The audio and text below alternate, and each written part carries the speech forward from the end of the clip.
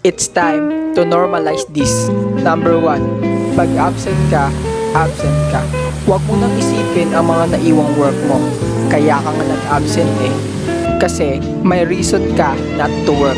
You have other priorities for that day. Whether for your rest, a special occasion, taking a break, or having a vacation, make the most out of your absence. Number 2, if you are sick, take a leave. Pag nag-sick leave ka, rest. Hindi ka naman work from home, but naka-sick leave ka. Hindi ka robot. Number 3, you are replaceable. Pag work, sa workplace lang yun. Hindi ka employee sa bahay mo. You are a loving parent, child, or spouse. You are more than just an employee. Number 4, promote well-being and self-care. Saying no when the work is overwhelming is a form of self-care. Don't glorify overworking. Work smarter, not harder. Number 5, when we die, our positions will be filled again.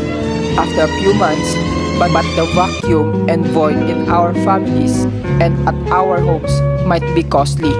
I just noticed kasi may kakilala ako, manager siya sa isang branch na kasama ko rin sa trabaho. But nung namatay siya, after 5 days, yun, pinalitan lang.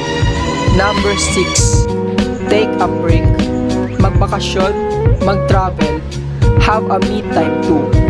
Yun lang guys, this is Costa, day 34 of our Project 50. Peace.